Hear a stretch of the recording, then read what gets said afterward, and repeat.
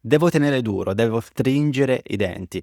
Queste sono frasi che ti stai ripetendo probabilmente da diverso tempo e non a caso stai anche soffrendo da dolori persistenti, sintomi persistenti, ansia, dolori fisici come cervicalgia, mal di schiena, sbandamento.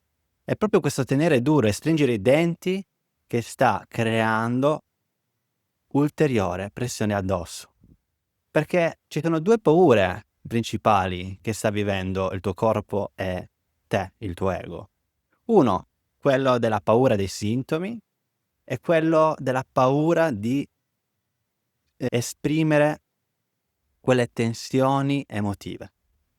Quindi quelle paure e tensioni emotive vengono represse, così che stringiamo ulteriormente i denti, stringiamo ulteriormente i muscoli, in modo da proteggerci, controllando qualsiasi cosa c'è dall'esterno, controllando, quindi chiudendoci all'interno. Il cuore è chiuso, il cuore inizia a palpitare, diventa sempre più nervoso, i muscoli del petto iniziano a chiudersi, ecco che iniziano le tensioni corporee, somatizzando.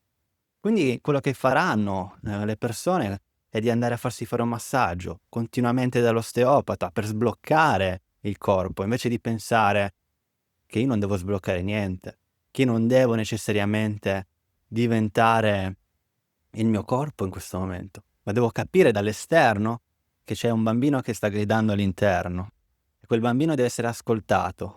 Non c'è quindi da stringere i denti a quel bambino, non c'è da ammutolirlo con cortisone e con eventuali altri farmaci. O magari pensando che ci sia un intervento chirurgico o addirittura l'intervento magico di un terapista che con un'ipnosi cambia tutto. Ragazzi, non ci sono segreti in tutto ciò. C'è da ascoltarsi, c'è da esprimere, c'è da andare con consapevolezza sulle radici e notare se puoi controllare o non controllare quelle radici. Molte volte le puoi controllare, ma non stringendo i denti, esprimendo quello che c'è da esprimere, tristezza, paura, magari con la scrittura espressiva, magari con la meditazione, col movimento, dando costantemente dei messaggi di sicurezza al corpo. Non è semplice questo percorso.